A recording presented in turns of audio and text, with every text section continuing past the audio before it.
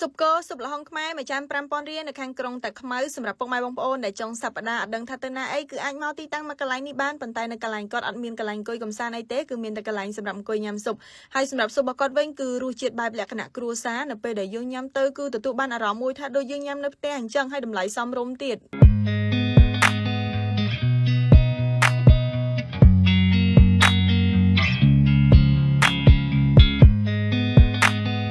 សម្រាប់ទីតាំងដែល Two Sister ទៅនេះគឺគាត់លក់នៅតាមភូមិពុកម៉ែបងប្អូនដែលមានឈ្មោះថាមីសុបមលុកមានហើយពុកម៉ែបងប្អូនដែលនៅខាងក្រុងតាខ្មៅគឺប្រកាសជាបានស្គាល់ច្បាស់តែម្ដងប៉ុន្តែសម្រាប់ពុកម៉ែបងប្អូនដែលនៅខាងពេញក៏ស្គាល់បានច្រើនដែរព្រោះបងស្រីគាត់បានប្រាប់ថាមួយគាត់ថ្ងៃចុងសប្តាហ៍គឺថាទៅពីពេញច្រើនមែនតើហើយគាត់ក៏មានជាប្រភេទស្មងគោបែបនេះដែរដែលឃើញហ្នឹងគឺតម្លៃសមរម្យហ្មងពុកម៉ែបងប្អូនគឺមួយត្រឹមតែ8,000រៀលទេហើយបើថាងាកមកប្រភេទមីសុបនេះវិញណាដោយដែលបានឃើញបរិមាណសាច់ដែលបងស្រីដាក់នេះអត់មានថាពេលដែល Two Sister ទៅថតក៏ដាក់ឲ្យច្រើនហើយពេលដែលភ្ញៀវទៅញ៉ាំជាក់ស្ដែងដាក់តិចទេគឺបងស្រីគាត់បានបញ្ជាក់ប្រាប់ថានេះគឺជាបរិមាណដែលគាត់លក់ប្រចាំថ្ងៃតែម្ដងមួយចាន5,000រៀលក៏ទៅគឺតម្លៃសមរម្យមែនតើហើយជាប្រភេទគោខ្មែររបស់យើងទៀតពុកម៉ែបងប្អូនហើយពេលដែលទៅកុំភ្លេចជាមួយនឹងស្មងគោនេះគឺថាពេលដែលញ៉ាំហើយមានកម្លាំងព្រឹសតែម្ដងហើយ Twister គឺថាទៅជាមួយនឹង Pocari Sweat នៅពេលដែលយើងញ៉ាំជាប្រភេទអាហារបែបនេះដាក់ម្ទេសហឹរអញ្ចេះហត់ក្តៅអញ្ចេះដាក់ Pocari Sweat មកគឺជួយបន្ថែមរសជាតិក៏ដូចជាជួយបន្ថែមជាតិទឹកនៅក្នុងរាងកាយរបស់យើងបានល្អមែនតើហើយសម្រាប់ជំរឿសសរសៃមីវិញក៏គាត់មានច្រើនដែរចឹងហើយជាប្រភេទមីគីឡូក៏បានមីកញ្ចប់ក៏បានឬមួយក៏មីសួយក៏បានដែរនិយាយទៅគឺថាមានទៅតាមចំណង់ចំណូលចិត្តណា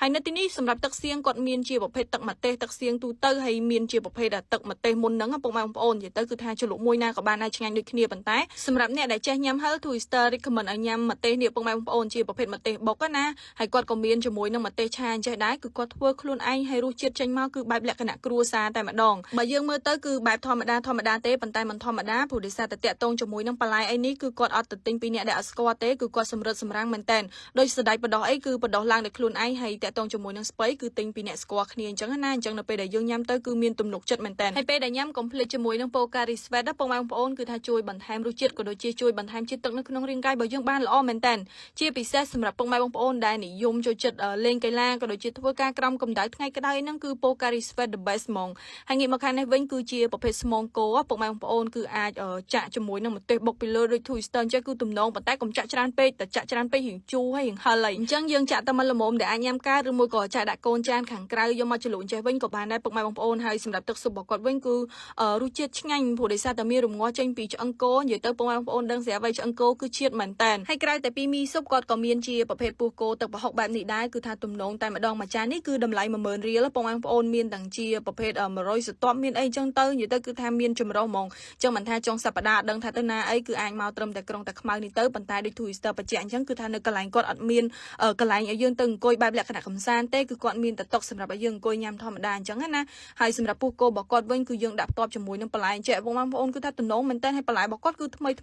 ទាំងសាច់ទាំងអីហ្នឹងគឺថ្មីរបៀបថាពេលដែលយើងញ៉ាំទៅគឺដឹងតែម្ដងអត់មានថារបស់ដែលគេផ្អាប់ទុកផ្អាប់អីគឺរបស់ដែលថ្មីហើយសម្រាប់ទឹកប្រហុកនេះវិញក៏គាត់ធ្វើខ្លួនឯងដែរនៅពេលដែលញ៉ាំទៅគឺអត់មានអារម្មណ៍ថាធំក្លិនប្រហុកដិតទេអញ្ចឹងសម្រាប់អ្នកដែលចាញ់ក្លិនអីក៏អាចញ៉ាំនៅទីនេះបានដែរអញ្ចឹងត្រឡប់មកវិញវីដេអូរបស់ Twister គឺមានតែប៉ុណ្្នឹងទេហើយនៅទីនេះគឺគាត់មានបើកចាប់ពីម៉ោង7 កន្លះព្រឹករហូតដល់ម៉ោង7 យប់សម្រាប់ព័ត៌មានលម្អិតផ្សេងទៀត Twister ដាក់លើ caption ក៏ដូចជាក្នុង comment Bye bye